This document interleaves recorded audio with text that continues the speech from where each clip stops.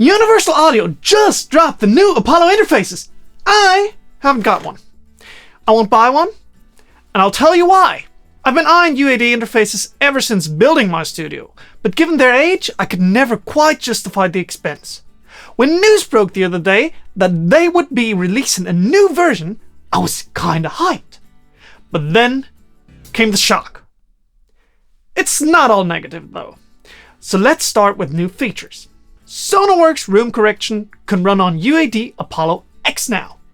If this is something you're using, it's pretty nice to have it running on the interface directly, and this is even available on first-gen models. You do need to spend some money to get it working, and as far as I can tell, this goes for old and new interfaces alike, but it's a very neat feature. Another new feature that, at least according to UA, has been heavily requested is bass management. You can now set up crossover points for subwoofers and do plenty of other stuff besides, depending on your monitoring setup, up to 7.1. But while these two are headline new features, both of these are just software updates to the UA console and are available on previous gen. So what actually is new? Unfortunately, not much. The two headline features exclusive to the new Gen 2 models are better conversion and auto gain. Let's start with auto gain. The interface can now listen to your performance and set gain levels for you. You can even give it a peak value target. But let's be honest, these are expensive interfaces that, at least on the surface, are marketed as pro audio devices.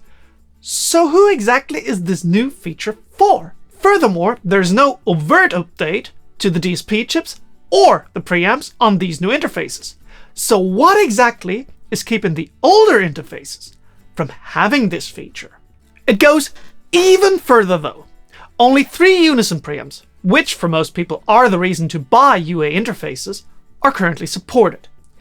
API, Neve, and SSL. So this is of limited usefulness to my mind. The other headline has caused some major confusion. Converters. If you listen to marketing blobs, they're black magic anyway, but Universal Audio has improved them. On the way out.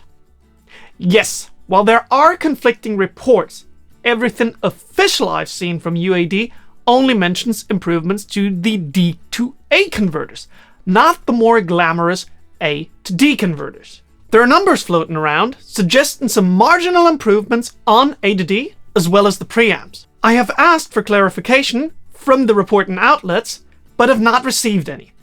In any case, even Universal Audio themselves didn't see it fit to mention these as a headline topic. This isn't shaping up too well. Let's recap. Many of the new features are available to the old interfaces. This is a big plus, don't get me wrong. Long-term support is always welcome. As for the new interfaces, there's barely any new components, you get a slightly redesigned chassis, and that's it. What's the cost?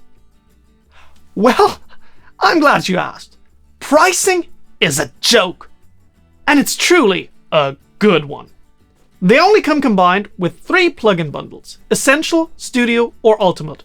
Not everything is available to every interface, and there's no way to get these without plugins, even if you own those already. And they've hiked the price by a very solid margin. Let's take the XAP as an example. The old model without Heritage Edition, so a minimum number of included plugins, was around the €3,000 mark on Thomann. The new one with Essentials, once again minimum included number of plugins, is €3,779 as of writing this. That's €779, or nearly a quarter of the price increase. Yes, the plugin deals might be better than before, but what if I don't want them? What if I already have them? So, what's the rationale? Who are these for? Well, there's some possible explanations. The most benevolent being, UAD truly believes these new features are a game changer. But let's be honest here, given that most of their marketing is actually dedicated to new console features, I doubt that. The cynical take is they simply want to throw something out there to grab your hard-earned cash. But I don't think that's true either. In my opinion, the changes were likely forced. While this is, to my knowledge, not been officially confirmed, the converters UAD were using are no longer available, which meant they had to update the lineup.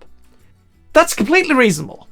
And honestly speaking, while there's of course hype around the internet about finally updating the DSP technology, the Apollo interfaces were perfectly serviceable devices despite their age. So, if that's my opinion, why does it bother me? In one word, marketing. If what I suspect is correct, there would have been an easy way to market these. Here's what you know and love. Here's what you know works. That's it. No BS, no buzzwords. You can even tack on a price increase. We get it. Tech is more expensive now. But instead, they chose to market a software update and hardware refresh as a monumental product launch, and forcefully bundled it with software that many users already have. I'm sorry, UA, you make some really great products, but to my mind, you've missed the mark on this one.